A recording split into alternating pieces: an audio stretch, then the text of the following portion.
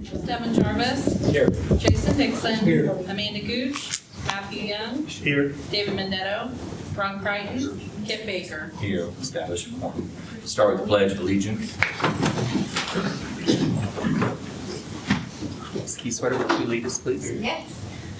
Allegiance to the flag of the United States of America and to the republic for which it stands, one nation, under God, indivisible, with liberty and justice for all. Thank you. Is there any additions or corrections to the agenda? No. Motion for be approved is presented. I'll make a motion we approve the agenda as presented. I'll second that motion. Matthew Young moves. Jason Dixon seconds to accept the agenda as presented. All in favor of lifted right hand? All opposed, 5-0. Start with presentations. We have Dr. Morrison and his team with the high school spotlight. So, good evening.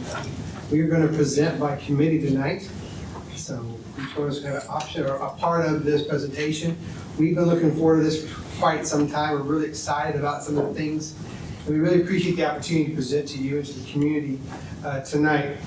So and we have Amber Hainline too. She's part of our team. She's going to be up here as well, our instructional coach. And I will give her the credit for she put the nice theme and the pictures on here. So I got to give her props. She did a really good job. But looking at our goals here, and we'll make sure I'm doing this right.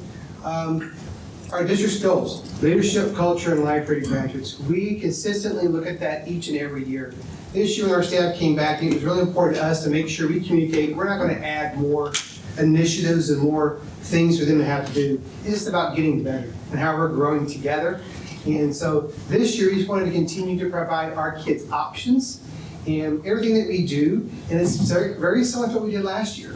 Tonight, we're going to present some things and talk about some kids, and we do have some visitors that we're going to introduce throughout the presentation, but some highlights of what our kids do on a daily basis.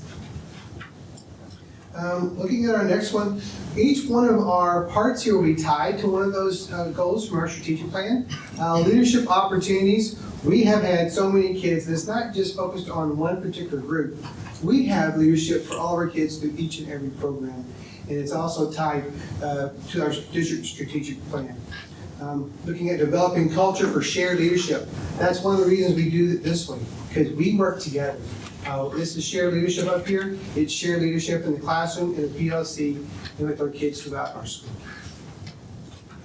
Okay, I like to look at I like to make sure that we're staying in line with the strategic plan. Leadership portion of that is the same. It's not any different than we've done in the past, but it's important to recognize what we are doing that's a little bit different this year.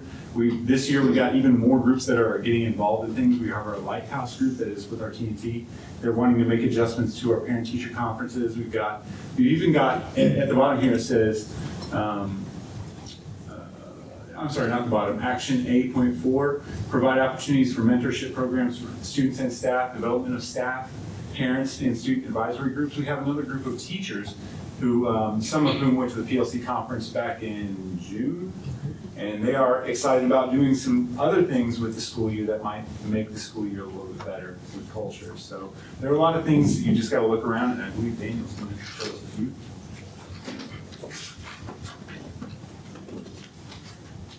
So one of the things that we key in on is our student leadership, and you hear that a lot.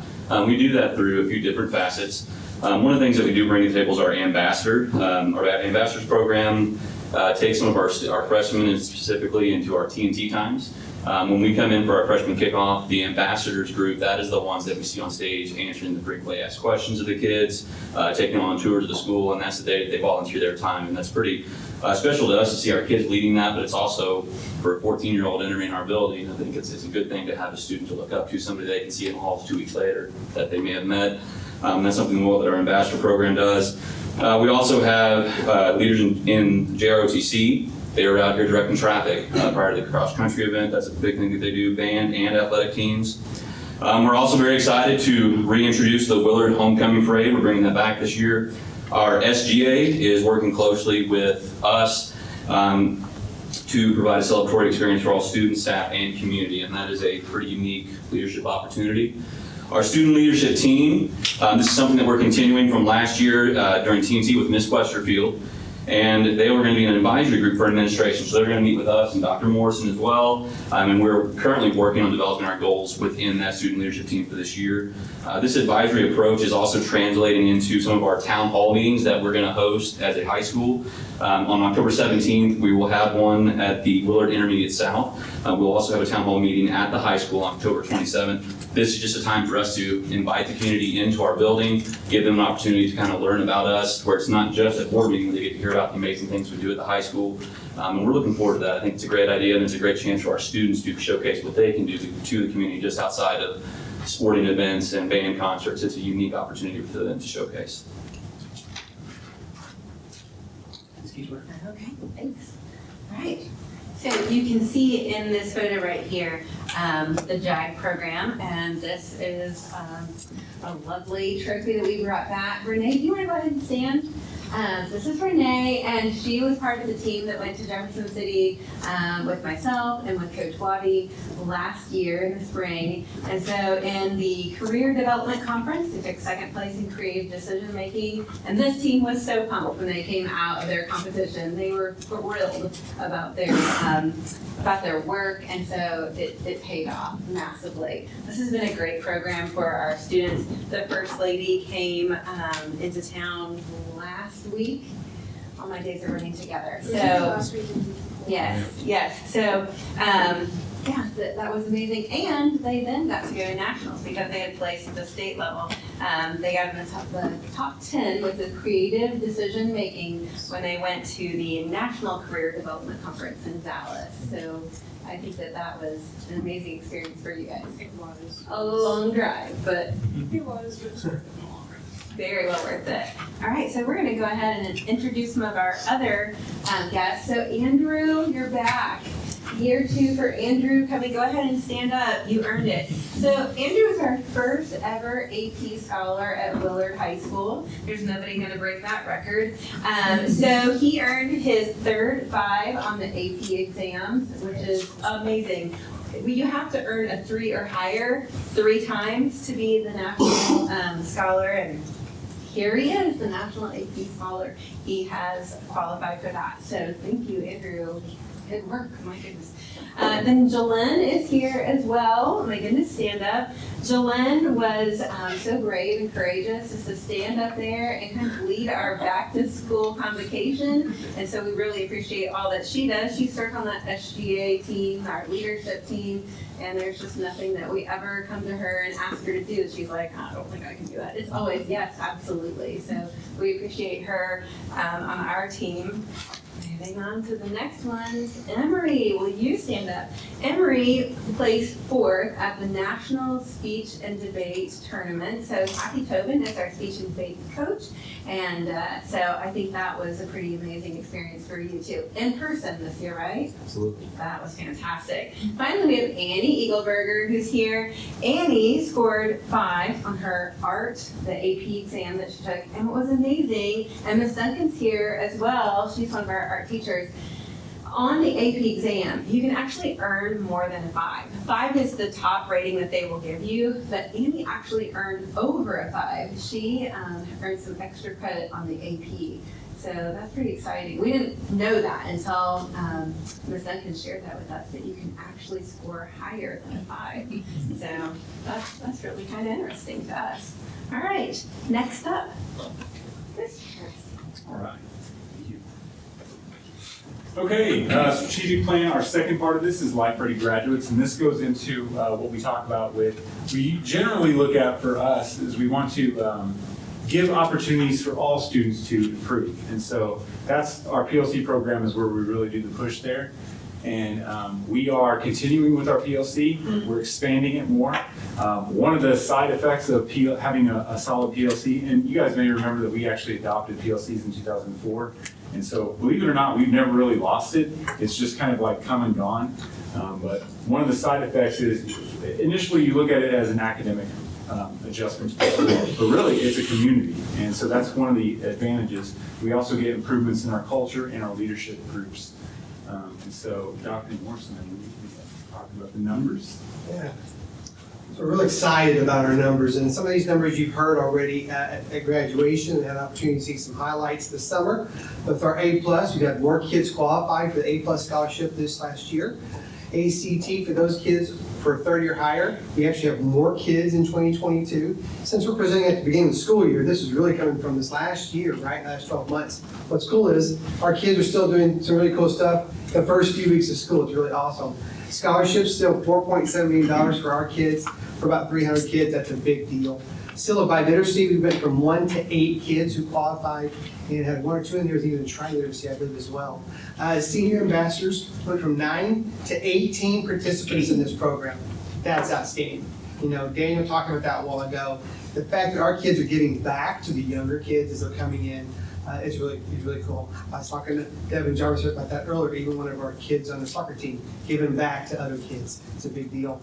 AP exams taken, and how many we had there from 67. Making sure that our kids, when they're ready to take the exam, that's when they're ready to take the exam. Okay, with our AP highlights, AP exam scores or passing scores, we increased by 10% this last year. So our numbers went from 43.2% to 53.5%.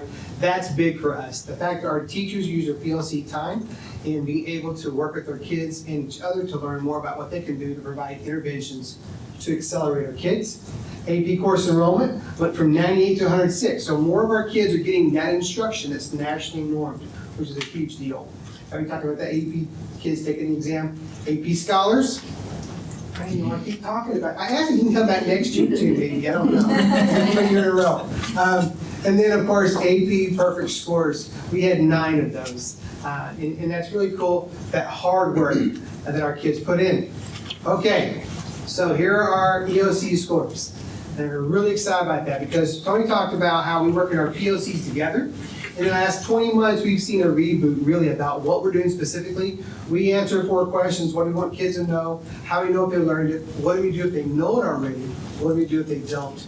Just keeping it simple and being able to do the work and allowing our teachers the opportunity to teach in their classrooms and work with our kids.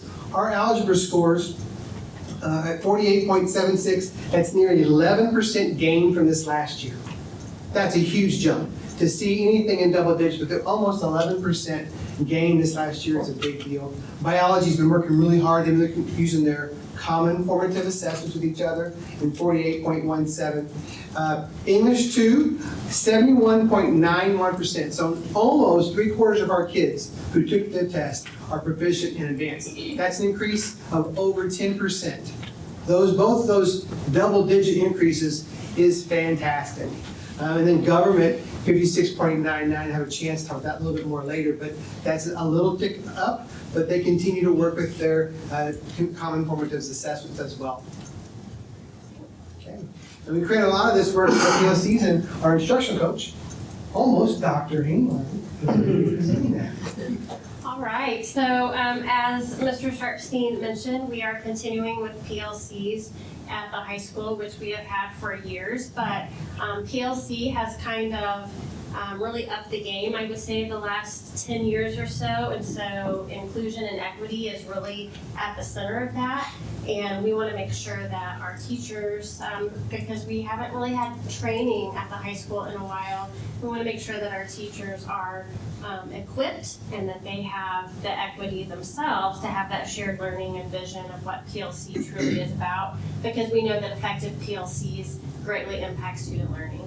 And so PLC continues to be our focus. We did have a group that went to St. Louis to a PLC conference this June and came back, and they're going to be sharing out at one of our district PD days with the rest of the staff some of their takeaways and their practices, and we'll continue that practice as we have a new group that will go this year in November. We're going to go to San Antonio. We have 8 more teachers that will be going, and then we'll offer another opportunity in the summer for another group to go so that we can just start building that efficacy in our PLC groups, because we're already seeing some really great things, and we want to continue those really great things and replicate that success. And we know that PLCs help impact culture, and That's what I'm gonna I'll let you talk about that. So, yeah, so I see things and I think, man, I should have talked about that. But so I want to tell you guys exactly kind of how this all ties together. So I'm talking about culture as well. So when you look at the last two parts of PLC, it is what do we do when students are successful and when they are not successful? So we focus on what do we do when they're not successful. So when I go to the science department and I take our item, what do they call it, item analysis? Yeah, the first thing they start doing is they look at the ones that they did so poorly on. But then I also want to remind them, we did really, really well on some of them. And the good thing is they are eager to get in and start fixing these issues, and they start talking, they start sharing ideas, they start talking to the social study people next to them and figuring out ways that they can kind of combine things. That's exactly what we want. But the other part of that is culture. We need to celebrate whenever we do well. And so that's something maybe that we're focusing on this year. We're going to start celebrating our successes. So that's the big part of our building improvement plan, and it's tied to our strategic plan through culture. Dr. Morris. Okay, and one of the things I didn't want to lose track on too, when it comes to our scores from earlier, what's really fun is that all kids are scoring higher. So we have a higher percentage of our kids with IEPs who are scoring higher.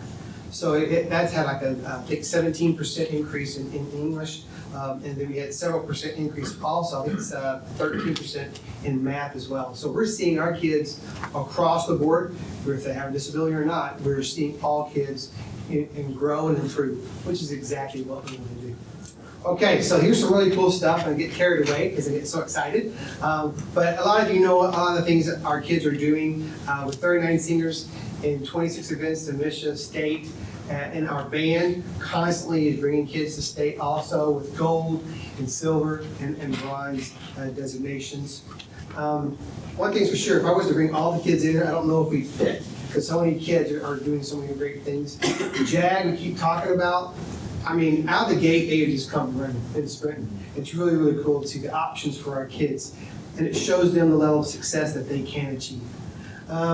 Miss Lutter there, the teacher there in the middle picture there, she got the WCCF this last year.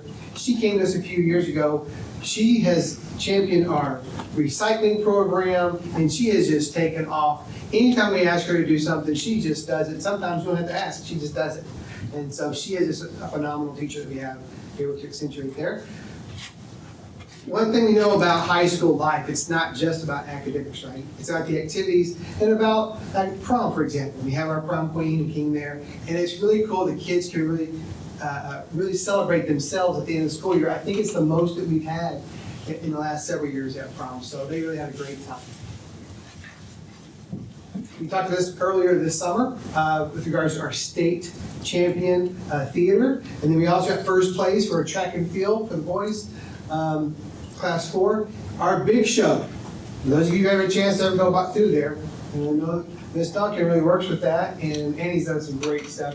If you have a chance to look at her things. Matter of fact, she's got something just out in the foyer here, so before you leave, take a look at one of her pieces. But the big show, it's a great way to be able to show our kids, you know, their talents and their interests beyond the classroom.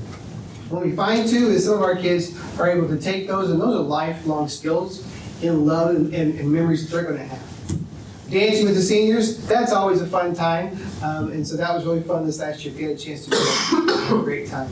I think we've had someone who's won Dancing with the Seniors in here before, right? Or placed really high in there, I think. Maybe. Some participants in here, I think. Done really well. I'll leave it there. Married to a winner. And then we have our coach. So our brand new teacher. What's really cool is he's come in. Frank Tristan this last year was our teacher of the year at the high school. He has done such a marvelous job just enculturating within our culture, but also bringing his flavor to our staff, that they recognize that and they wanted to celebrate him. So that gives a huge kudos to our culture and our building. And then, of course, if you ever had a chance to come to our senior nights and our activities, this is last spring for our girls' soccer. And then our senior scholarship night, I know a number of y'all have really participated in that, and we appreciate your support with that. I remember several years ago when Stuart Pratt called me and we were talking about this event, the fact that we want to be able to celebrate our kids academically in addition to the other events that they have. So that's really a fun and cool time that we are able to do that. Future teachers, growing our own.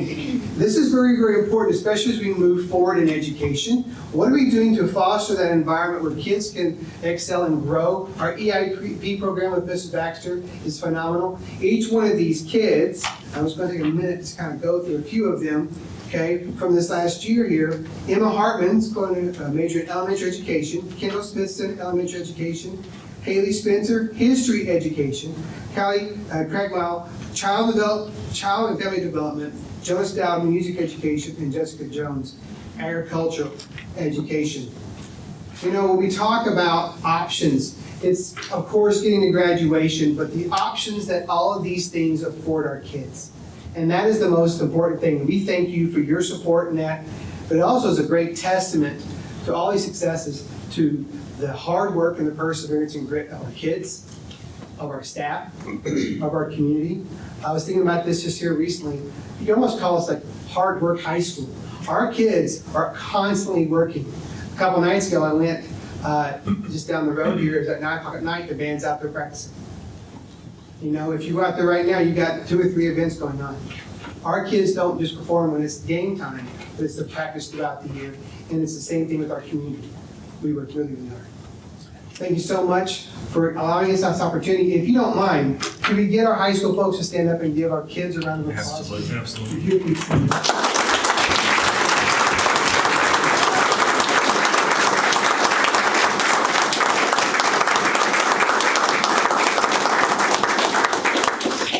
Thank you so much. Do you have any questions for us at this time? Thank you, guys. Great job.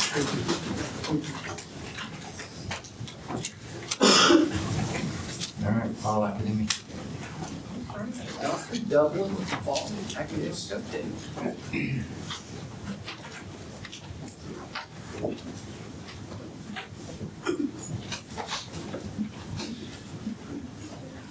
File out.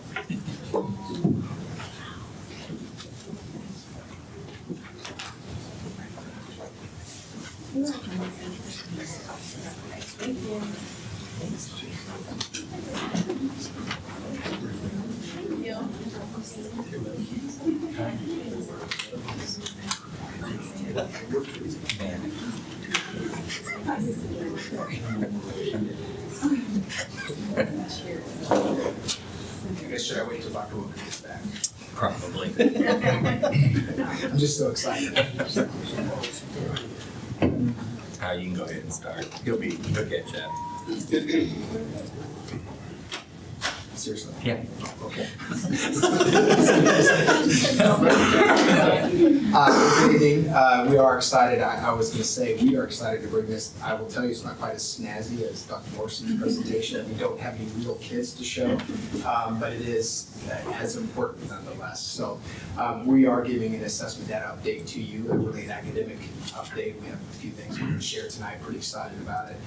It's our MAP and EOC, and then some curriculum instruction updates followed up by MTSS. So here's our agenda. Talk a little bit about, actually before I talk about the agenda, I would say I also, as Dr. Morrison, have a team with me tonight, and you'll get to see each of those. A person that's not featured tonight is Holly Schrage. She is at home with the baby, but I wanted to mention her because she had a big piece. In fact, she started the presentation and really put it together. And then also, secondly, very important is Diamond really is the data mind behind all this. So she put the data in the presentation and did all that. So I want to make sure I mention them, and we kind of get the glory to present it and share it, but they really did the work behind it. So then of course we have Stephanie, Amy, Missy, and Katie here tonight. I think Kevin's going to come back, I hope, to share his piece. So anyways, quite a team you're going to see up here tonight. This is a team effort. So our agenda for this evening is talk a little bit about the state context and purpose of this spring's data, what our assessment timeline is, the data, MAP EOC, little curriculum instruction update, and then finally with a MTSS, multi-tiered system of supports update for you tonight. This is pretty similar to last year. Just remember, this is the second year after the pandemic we've had state assessment. The context and purpose is really just one point of data. While it may be one important piece for us, it's not the only piece we look at, but it is something that we kind of flashlight on one section of our district. Just as we know, even last year, the educational experiences were still not quite returned to what they had been for the pandemic. For us, mostly, That was true. We had mostly normal, if you will, I put in air quotes, but it's statewide, it was not quite as normal as we were maybe, so just something to kind of notice. Another thing that they shared that I want to share with you, this was in the August 22 report about the 21-22 spring scores. Statewide participation went back up above 90%. I think at the end of last year it was below 90%, excuse me, for spring of 21, spring of 22, we're back up to above 90%. You have your advanced proficient performance levels at the state level just in general, not my grade level, which we'll show you later, but just in 3 big areas. And you'll notice that statewide proficiency in math and science increased at all grade levels in courses, but proficiency in ELA has declined, and this is the statewide that we're talking about, except in grades 5 and English 1. That's just kind of interesting to note, and you'll see that that's actually maybe not the case for us as a district. We kind of flipped that, and again, we'll talk about that. Proficiency in social studies has declined at the state level, so just something to notice. Here's our assessment timeline for the district. You know we give quite a few assessments, and this is of course not all of our kids take home whatever this is, 8 assessments. These are just pockets of our kids. NWA is all of our kids, K-8, ELA math, and then 5th and 8th grade science, DRA of course K-6, and I'm just glossing over this. You guys have seen this and have this. So we do give dyslexia screeners, of course, all students 1 through 3 who score below the benchmark on those universal screeners.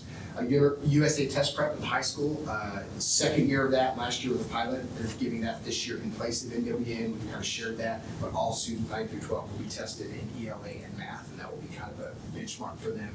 Then of course we give math to all kids. Well, it's actually should say 3 through 8, not K through 8, math, ELA, and then science 5 and 8. And then math day, of course, to specific grades. And then EOC, algebra 1, English 2, government biology. And then lastly, WIDA, which is for our English language learners. Okay, we're gonna jump in, and so I'm gonna take the math section. So here's our math performance. We're gonna look at this and then compare it to the state and then look at some historical trends. Just kind of give you a second to digest that. Pull out a couple of points. So you'll notice 5th grade really is our low area, kind of a significantly low. It's really an opportunity for us. Highlights would be middle school and high school. You'll see really had a good year. To Kevin's point, 48.76 and algebra 1 is a really positive number for us. Also just note that 8th grade math scorers do not include those kids that take an 8th grade algebra 1. So in spite of that, it's actually still a pretty good number, you'll see. Here's compared to state averages. So if you just do the quick numbers, 4 out of 7 areas scored above the state average. We would like it to be 7 out of 7 areas. So you'll notice, as I mentioned before, why math may have increased at the state level. Math for us is an opportunity for improvement as a district. And in particular, I will say 3 through 6, which really coincides with really part of our decision to move forward with a new math curriculum this year. I think that's worthy to note. We knew that we had math curriculum and people using all sorts of resources. It was not consistent, K-6, and so we've now brought consistency. If you remember, squared is what we're using. Actually K-5, and then 6 through 8 uses, I believe it's broken up. Am I saying that right? So, yeah. So I think that's something to note. It just kind of underscores that it was a need for us in our using that curriculum that was all over the place last spring. These are the scores that reflect that, and we hope and think that now they're consistent, that will just, it can only improve. Here's the historical trend, just so you can kind of see what things have done over the years. Again, if you look at kind of towards the secondary level, 7th and 8th grade, kind of over the years, especially 8th grade has really improved. And in algebra 1, it had a high year in 18, dipped a little bit, and is kind of now nudging back up. So while I say math is an opportunity for improvement for us as a district, I do want to highlight a few things because there are a lot of places that it was very positive. So Central had a 4th grade that increased their scores by 14.98%. That is huge, awesome. Wohe increased their AP in 4th grade by 4.67. North had a couple of grades, 3rd and 4th, that did 24%. I mean, gosh, that's huge. Not only double digits, but above 20%, 60% in 4th grade. Middle school increased by 7.62, and then high school increased theirs, as Kevin said, by 2.98. So a lot of growth, but again, we're not quite at the status where we want to be if you look at compared to the state average and some of our peers, but we are making the growth I think that we would want to get there. If we do this again in some of our areas next year, that will start to be where we think we want to be and need to be as a district. Okay. I believe Diamond is going to come up and share some science scores with you and then move through our team. I got to pick my section and I picked the short, easy section just so you guys are all here. So I'm just gonna talk a little bit about science. It's gonna be the same order of slides that Dr. Dublin shared with you. You can kind of see just where we were this year, advanced and proficient. We are loving that biology score, Dr. Morrison. Yeah, love seeing that number up there. When we start looking at state averages, all of our cohorts scored above state average. We're very proud of them, but you'll notice that huge gap from state to our kids in that bio section. So over 12%, which is a really big gap to have over the state for that. So kudos to everybody who makes that possible from kindergarten on. I mean, everybody has a piece of that pie and making those kids as successful as they are. We're very proud of them. And again, just being super excited to see everybody scoring above that state average. It's kind of the longitudinal piece of it. You can kind of see where we've been in science, where we are now. We did see a little bit of a dip this year. Again, it's one of those things, we see increases some years in some areas, not in others. Obviously, it's something we look at and talk about and think through how do we continue to bring science to the front and make sure that we're focusing on science too and improving those scores. So like Dr. Dublin mentioned, I think as we go out the next couple of years, we'll really start to see our kids making some of those big gains like we're seeing in other areas. So some what I think are really exciting celebrations. Last year, our 5th grade at Intermediate South was not above state average. They have now moved over state average by over 5%, which is really a big accomplishment for them.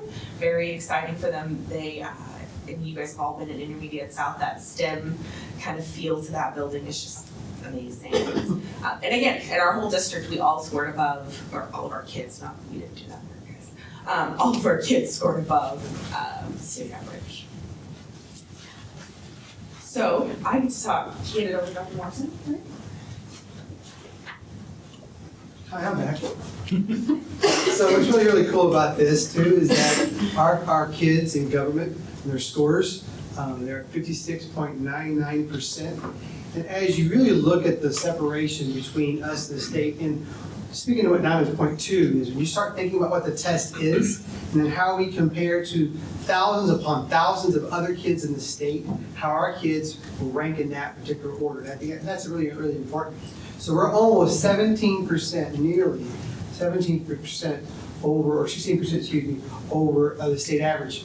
The thing with that is looking at how we are looking at our curriculum, and I'm really excited about what we're going to see in the future, because usually whenever you have the kids from English and math and the next year they take the other tests, you usually will see that continued elevation of scores overall.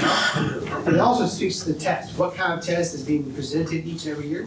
Sometimes the state ones feel a little more tougher, it just depends. But looking at the state average really shows you the type of progress that our kids here in Willard are making. Okay, so the progress that we had, that gap between us and the state, we were 14.7 over the state last year, and this year we're at 16.99. So really cool stuff there.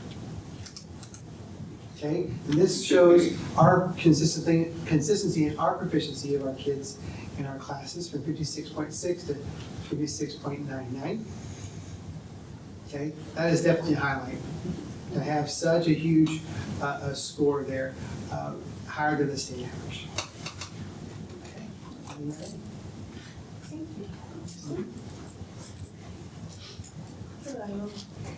So I get to talk a little bit about our ELA performance, and so A couple of things that I'd like to point out there, our fourth grade and our English 2 are our highest scoring areas within the district. And so we look at fourth grade being that 56.9, and then again that English 2 being 71.91. So, you know, very proud of that. We are in the 40s.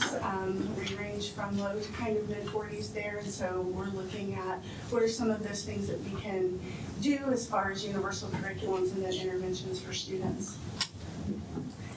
The next one that you'll see is our state average, and out of all 7 categories, where 6 of those are above the state average, and with our 5th grade being an area that we're just below, about 1.28% below the state average there.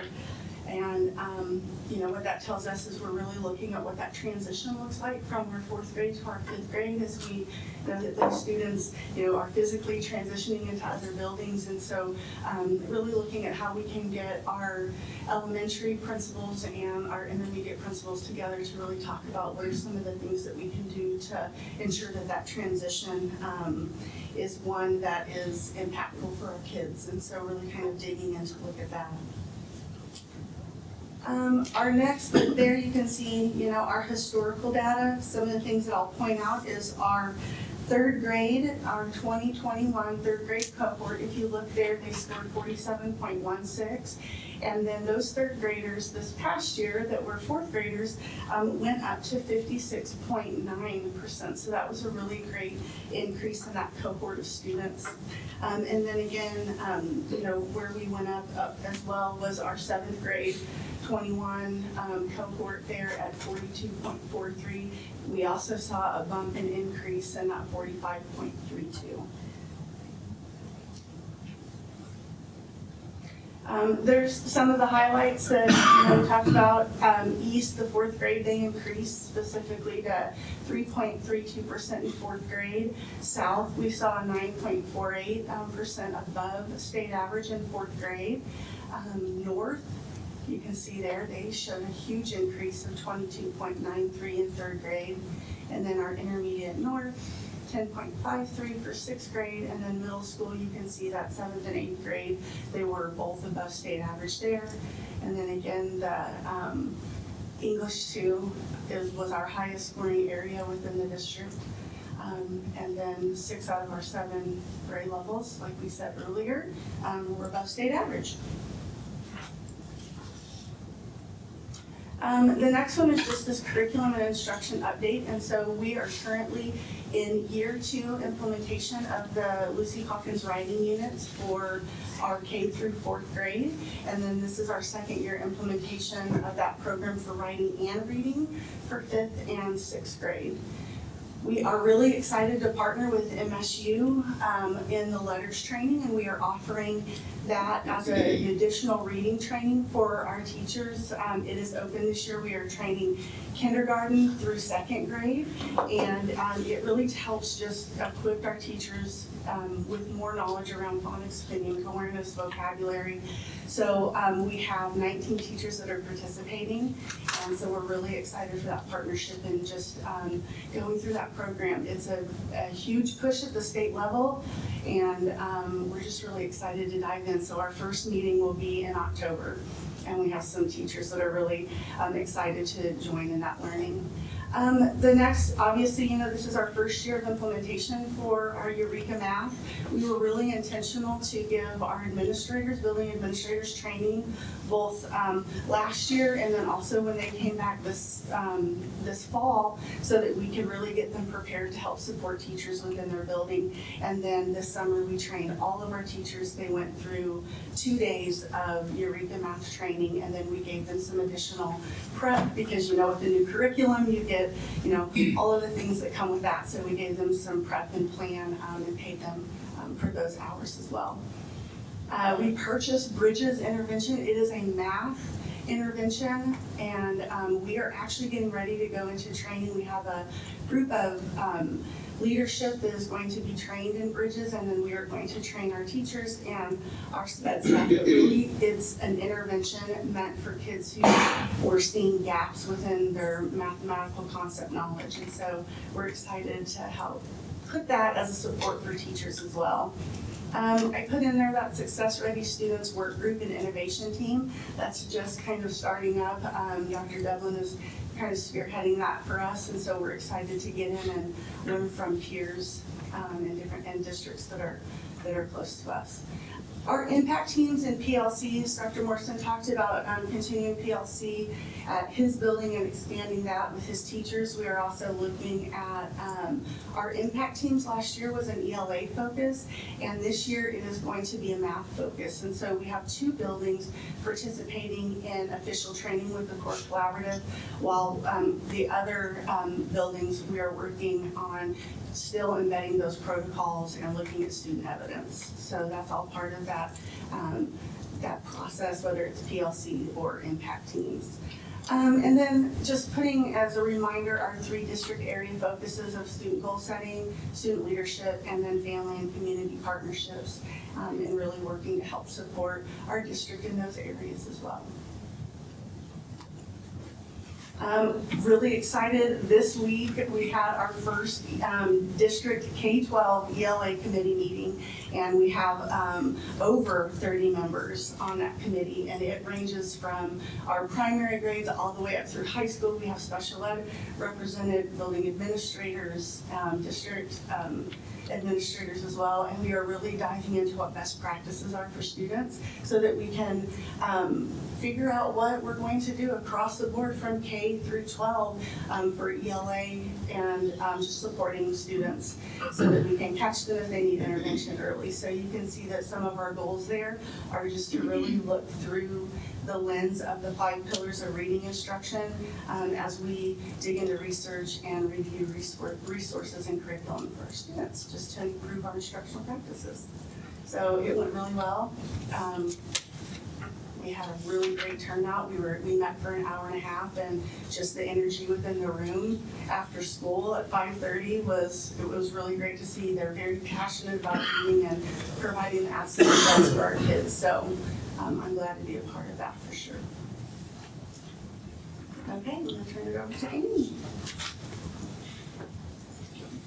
So much of what you heard, excuse me, allergies, is really that tier 1, the universal instruction that we provide to our teachers and to our students. And so this is more the tier 2, if they need additional support, if they need intervention, maybe remediation. These are some of the things that we put into place this year as we build that system of supports.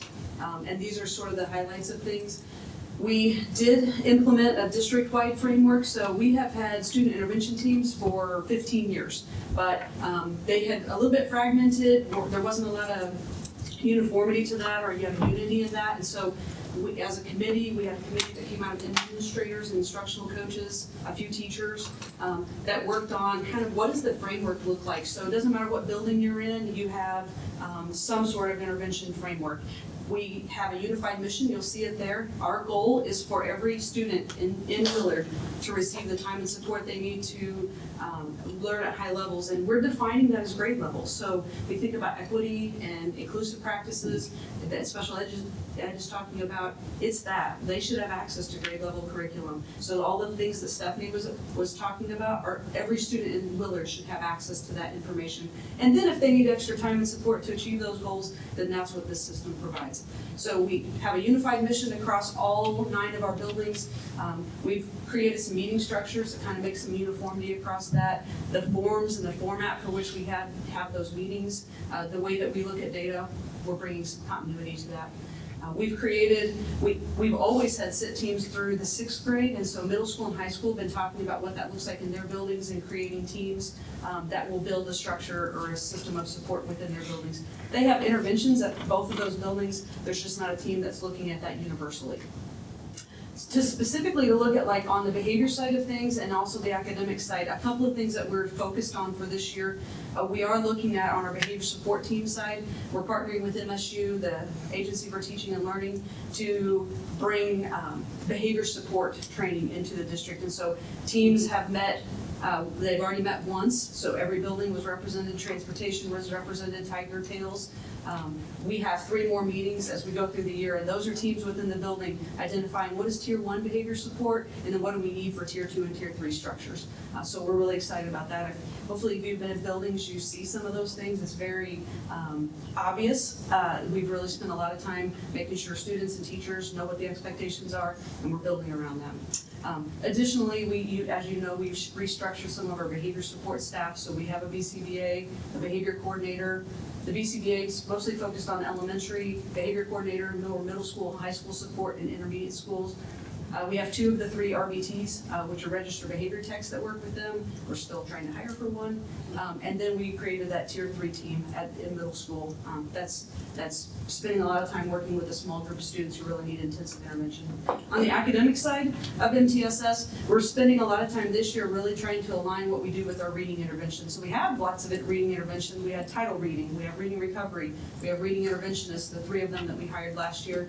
And then we have these academic paras, but we've really tried to shore up who serves what students. And so we have, with our teacher leader, Trudy Puckett, we met with each of the elementary teams a couple of weeks ago, went through the data that we have, identified the students with the most significant intervention needs. Those went to our title teachers, and then our reading interventionists took the next layer of that, and then academic paras. Really trying to build a system of supports, and so trying to address as many reading needs as we have in the district. And so I feel like we've been able to identify students more specifically for the needs that they have and kind of build skill groups around that. So that's what we're doing so far. I do want to mention before I kind of wrap this up, this picture you see is Dr. Wilkin walking a student in. Actually, I gotta be honest, that's what in live is 93% of Eric. This was him how many pounds ago, Dr. Wilkin? Down 21. That's full Eric up there. So that's kind of a cute picture that we thought was pretty apropos. Sorry, I should have said that. That was not On backside. that's Eric walking away. Before we totally wrap up, I just want to say a couple things. What we call our learning team is what you saw tonight. So, just seeing them present and show show the front face of what a lot of behind the scenes work is. Stephanie Anderson and Holly Schrage are amazing at curriculum instruction. It's so much that they just lift together. Amy Stroke in the TSS world. I mean, what you see on one slide represents really 2 years of a lot of work and team and a lot of blood, sweat, and tears. Missy and Katie are here tonight. While they didn't speak, they're going to bring an update to you guys in later months. Just excited about what's happening in SPED, and they're on the learning team and really support while this is K-12, 4,600. Their kids are within our 4,600 kids, so we're just excited about that. And I'm just a part of that learning team. We meet formally every other week, and we say maybe not half kidding that what we're responsible for is maybe the most important stuff in the district. So we think we're pretty cool. So maybe not. A couple last minute things. So you'll get your normal data manifesto in the coming months. The data that you're seeing tonight, while mostly finalized, is not completely released publicly from DESE yet. And there are some appeals that we can do, just small numbers. So we didn't want to give you your big data book, but we'll get that to you as we can in the future. It'll look very similar. We'll send that packet back to you. Thank you. Questions or thoughts? Are we good? That's a lot. Yeah, it's a lot to take in. That's a lot of good. Thank you. Yeah, appreciate it. Appreciate you. Thank you. All right. Patron input, if anybody's got and wants to speak, there's a form out there and on the back of it, fill it out and bring it up here to Sarah. Here, we got one.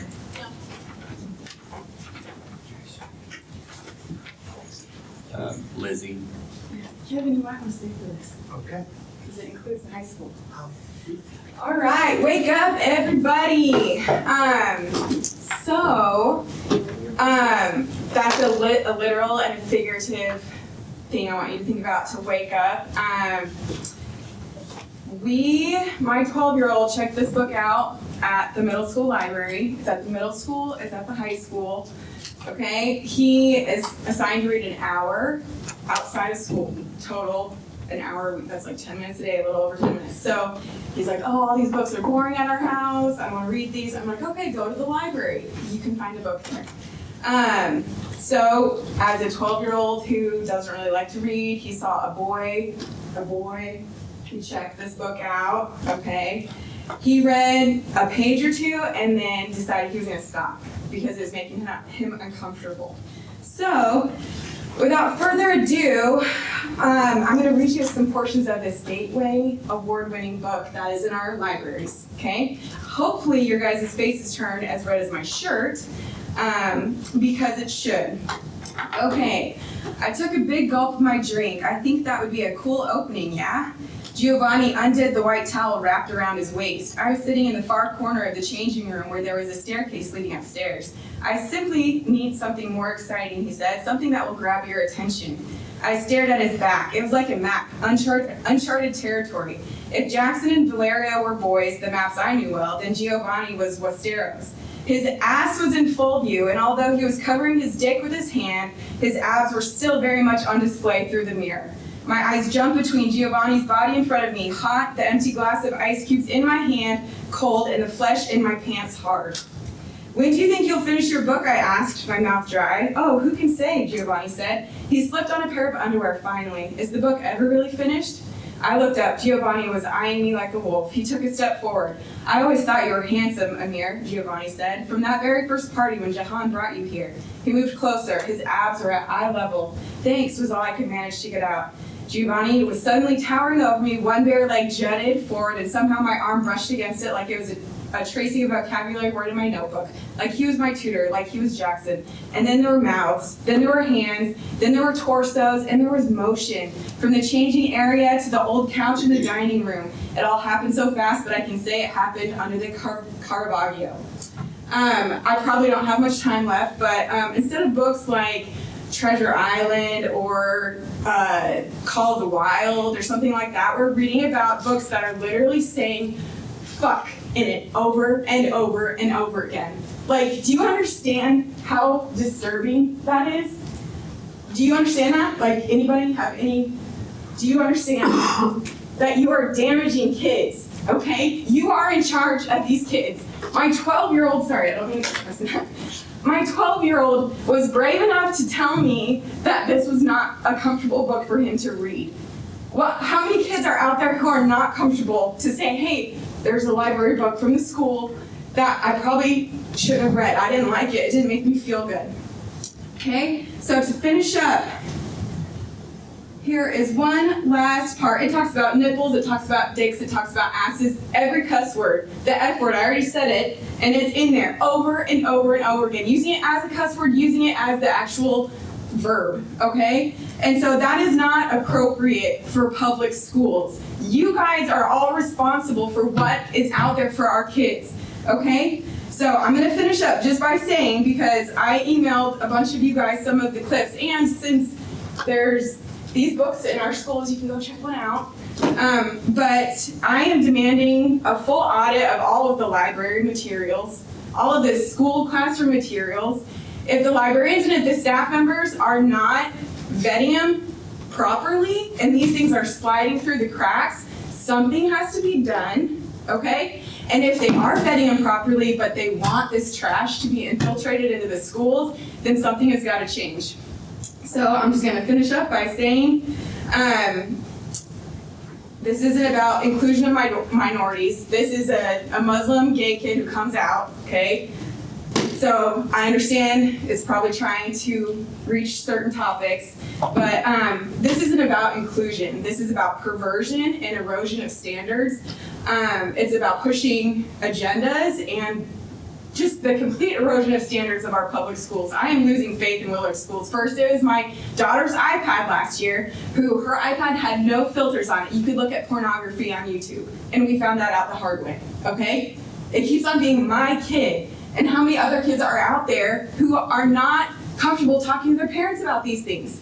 Pornography is addicting. We should be giving our kids opportunities for good and wholesome educational materials, not trash like this.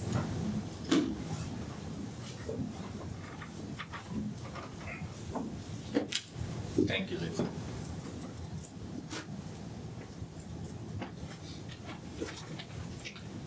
Moving on to consent agenda.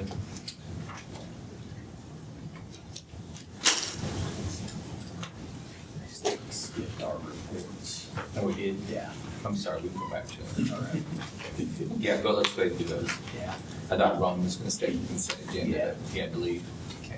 My report had advisory committee last night. It was super positive. We had representation, about 20 people, all buildings, all departments. Everyone had a great start of the year, so that's good. The topics we talked about, goals. The main goal we pulled out was hiring and retaining good staff. What can we do to do that? We talked about finances, where this year's budget is, where next year's budget probably will be. But we talked a lot about 3 years from now, what the budget might look like when all of our ESSER money's gone, so. Career ladder, Dr. Dublin's gonna hit here in a little bit, and we talked about health insurance, what it looks like if we create that conversation and see what other options we have. So, it was a good meeting. Last, Better Together Playground, it's a cooperative they're doing with our local Willard parks. They want to partner with us, kind of some discussion on what that partnership could look like. It could be a handshake, it could be a letter of support, it could be an MOU. But any thoughts on that?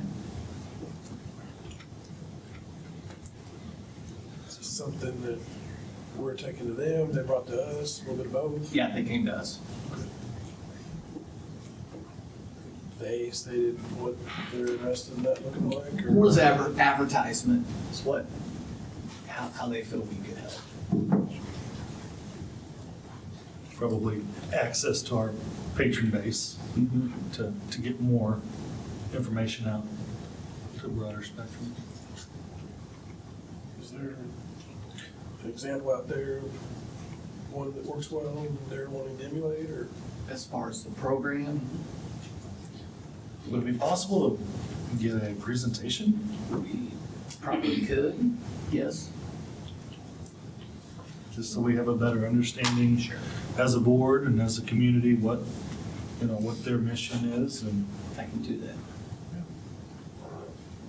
Think you can have it ready by the next study session? Mm-hmm. It's about 2.5 weeks. That'd be good. That'd kind of give us an idea of the base. I think not knowing exactly where and what our role is as a school. Good idea. cool, thank you. Right. Dr. Dublin, I don't think has any more. I get out of this because I just did the updates. So there Yes. you go. All right. We just, I will go to Kathy. Okay, just a couple things, guys. Obviously, safety will be a conversation that we continue to have throughout the district with our school resource officers. What it looks like, any changes we need to make as we continue to move forward. Obviously, here in about a week, we've got a pretty good sized parade getting ready to happen. So we've been preparing for that with our administration, with our city, fire, police, Parks and Recs. We've got everybody kind of wound up into that, but obviously our prime goal is to make sure that we're providing safe environments for our students, and we're going to continue to do that and make those changes as we need to. Moving on to bond projects. Again, we've been having some conversations with Paragon, kind of getting in the nitty-gritty. We're in the design development stage. You will see, I believe it is at our next study session. Paragon will be here to present on 4 projects. That's South Elementary Central, which carries 2 projects, because you have the central addition, and then you have the HVAC system with that, and then of course the multi-purpose room at the high school. So we'll be seeing them coming at our next study session presentation. That's moving forward. I do think they're trying to catch us up on schedule per se, but really looking forward to that, because I think Clint's been working really hard to put some stuff together for us. Transportation seems to be a conversation for everybody. We started another bus driver this week, so we're up to 6. Continue to move forward. We've got people in the office now. I think we're trending in a good direction, which is also awesome, because we're going to need a lot of those buses next Friday to get everybody in town. So we're super excited about that. And they've been working really hard, I think, to try to recruit and retain, which is everybody's challenge, which then leads us into the last category there. As we've all heard, sub shortages in nearly every aspect are challenges for school districts, for general businesses, whatever the case may be. And for us, you know, it kind of highlighted for us, it's early September, and our buildings are already challenged with that because there just aren't subs to be found. There's not enough for anybody basically, and so we as an admin team kind of got together and what can we do to try to provide some relief for our buildings? How can we be creative? I think first off, as of right now, prior to our conversation, we had 4 full-time subs through PNMAC, okay, for us that were designated for us. And those are basically like a long-term sub dedicated to our district. Decision was made in cabinet to try to see if we could hire 4 more full-time subs for our district to kind of see what that would look like. Obviously, you have the high school, middle school buildings, which kind of require the most of our subs. And then also 2 additional full-time subs to kind of circulate among our district as best as possible. You know, the second phase of that, which falls in kind of Dr. Dublin's lane, revolves around the PD portion of planning. And you want to talk a little bit about? Sure. Yeah, just similar to last year, trying to be cautious and careful around how much we plan PD during the school day, particularly Mondays and Fridays. So we've worked with principals around really limiting Mondays and Fridays like to almost 0 PD if we can, and then moving some of the things that we control at the district level to after school and like math committee and some things that we're paying some teachers. So just being careful. Mondays and Fridays are the hot days, Tuesday through Thursday. Principals can still schedule some collaboration, but just trying to limit that to only a couple buildings per day. And then the last piece of it, of course, when we're short subs in buildings, you know, for example, the middle school had a challenge of 8 that they were short today. You know, what does that look like in terms of how do we continue to provide education for our kids and the coverage that we need? And kudos to our buildings. This isn't a new challenge, as we know. We've been dealing with it for about 1.5 years or so since we kind of came out of COVID. And our administrators, teachers, staff in each building have done a tremendous job of making it happen for our kids. I mean, you can see in our test scores that obviously they're very committed to what's going on. So then the next question becomes, if you continue to ask a teacher or you continue to ask a academic interventionist to help cover some things, what do they end up losing? That time factor, right? As we know in our survey from last year, that was a concern for us. And when somebody's giving up their time during the day, that means they're making up that time on the flip side of it. You know, and looking at unfilled subs from last year, which was a pretty large number, and how can we value our people knowing that we're in September and already facing those challenges, we came up with a plan that essentially neutralizes what we would spend on a sub, had PNMAC filled it, and trying to value our people that are helping us as best as we could. So we implemented a little bit of a process to try to value those individuals when they're giving up plan times, when we're asking them to do additional duties outside of what they've been hired to do. Again, it's trying to create the best environment, learning environment for our kids. So we have put in place a payment plan. When they cover an hour, they're going to get X number of dollars for covering that hour. It varies depending on whether you're certified or classified. It's not a huge amount of money, but again, it helps us neutralize what we would spend on a sub and trying to honor our people and appreciating them giving more of themselves for our kids, making them feel valued. So we've implemented that starting this week. There have been, as we release it and let it go, we've taken feedback from our principals, and we're going to continue to make those adjustments that we need to make and work through this as best we can together while providing for our kids and also taking care of our staff. Any questions? Consent. Let's go into consent. Yeah. Make the motion to approve the consent agenda as presented. No. Second. Matthew Gunn moves, Devin Jarvis seconds to approve the consent agenda items. Any discussion? All those in favor, uplift your right hand. All opposed, 4-0. All right, Dr. Dublin's gonna talk career ladder. Yes, so we have an opportunity to apply for the Career Ladder Grant Program, which is back. Many of you who were on the board, maybe, I say many, but that maybe Kip and.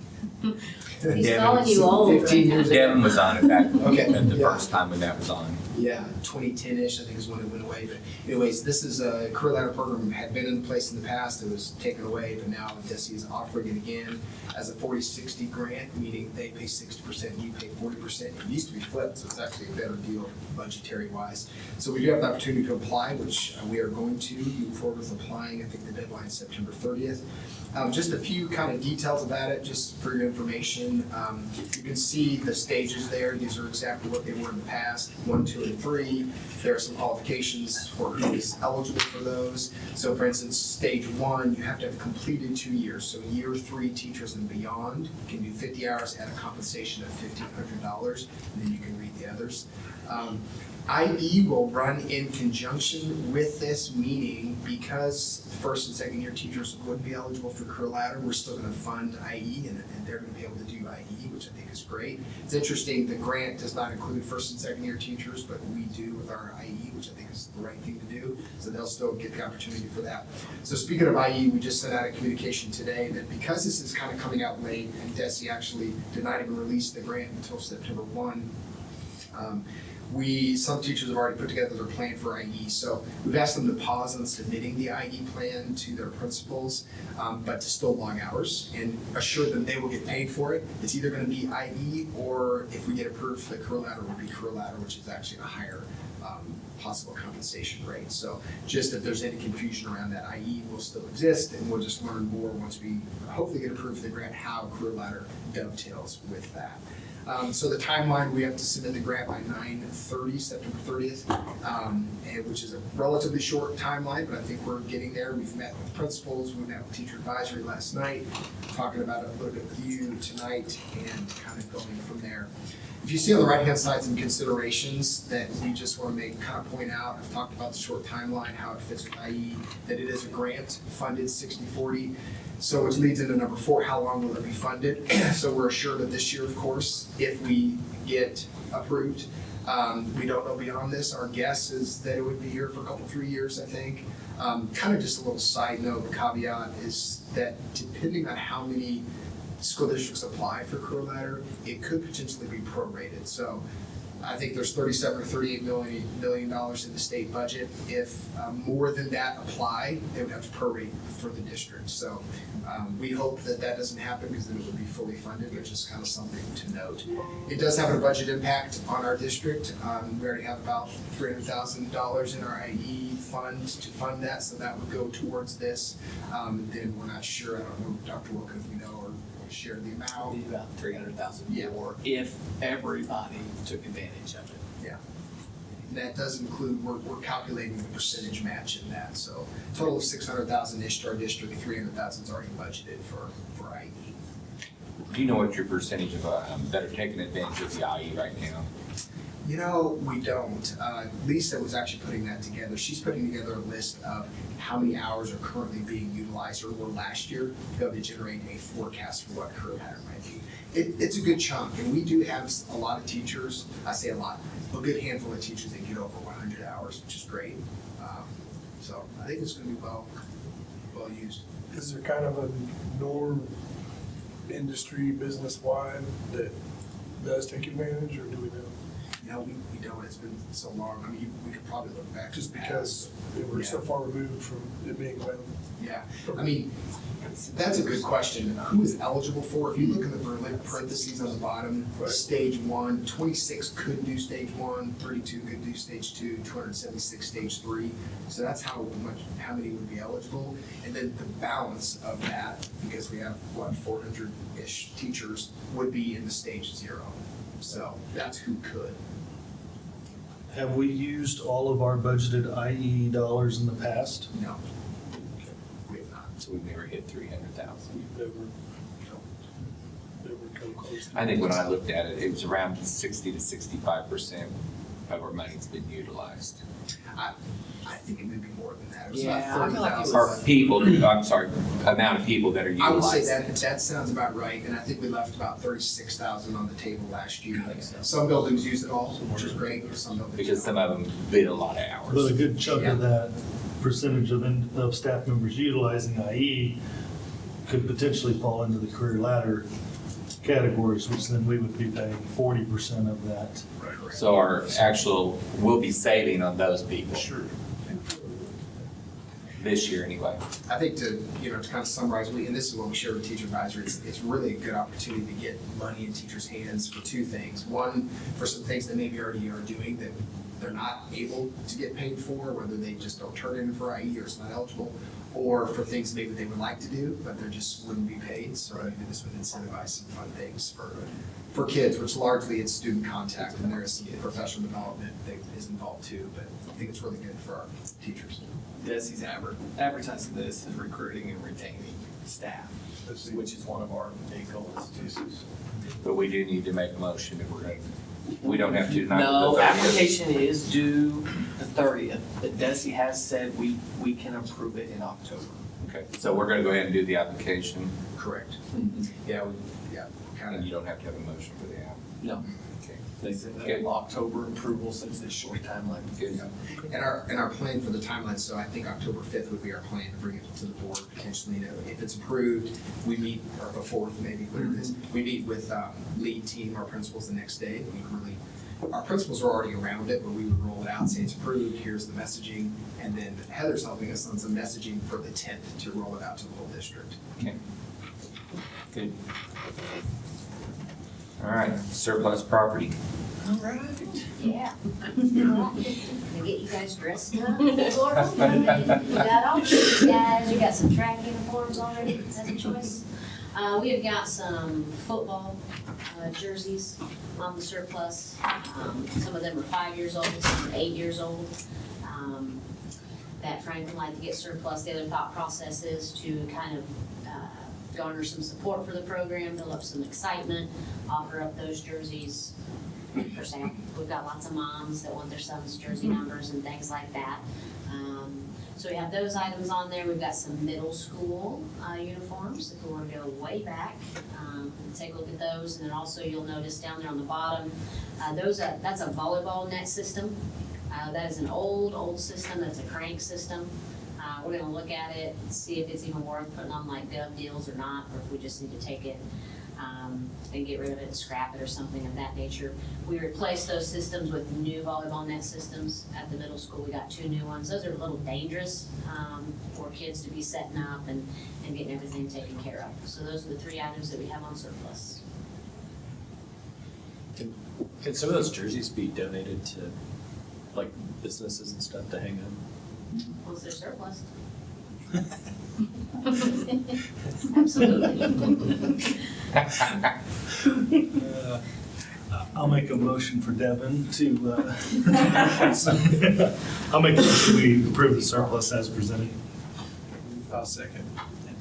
Matthew Gunn moves, Jason Dixon seconds to approve the list of surplus property as presented. Any other discussion? All in favor, lift your right hand. All opposed, 4-0. Thank you. All right, miscellaneous. Just some dates coming up. Homecoming parade next Friday starts at 10, and then October 4th study session, October 20th board meeting. That's it. All right. Board announcements. I was going to say we had mentioned this earlier with soccer. I think Caleb just went into the top 25 in state history for goals scored. Cool. And I'm guessing we'll probably get close to top 10. That's great. Jason. I know only a few of you left, but thank you guys for all the hard work. And please pass it on to Holly and the rest of the team. I know they had other things to go do, but appreciate that. Appreciate the philosophy, the passion, the mindset. You can tell that you guys put in the work, and just thank you. for what you're doing there. And then, I'm excited. We're getting a lot of good information and feedback from each of our different schools. You know, we're now into the middle of September. If you came by earlier, there was 400 and some odd kids running cross country today. Yeah. I mean, that's not a small feat to pull off, you know, so just some good things. So thank you guys. Please pass it along to your folks. Thank you. Thank you to everybody that's here tonight, and took the time and effort to come out and provide input and feedback. Appreciate it. All right, and I want to thank Dr. Wilkin for his leadership. We've had a really, really good start to this year, and things are not perfect. They never will be, but we keep striving towards it. And but I think the Willard One shirts that you really set out, and it's for what it stands for, and trying to unite us and give us a fresh start. And I think it's been working. I think we've heard a lot of buzz around town, and people are asking about it quite a bit. And my secretary's not from Willard, but I got her one of those shirts, and she's pretty excited about it. And so she was like, they never did anything like this over at Republic. So I was like, great, we're doing something good. So, but it's just for the atmosphere, what it's doing. And again, it means nothing unless we back it up with the support that we have. And I think we've got a great start of what we're doing, and thankful for all the administrators, all the staff, everybody that's doing stuff. Basically what we've always said, and I think what every board member, we do this for the kids. We want it to be the best.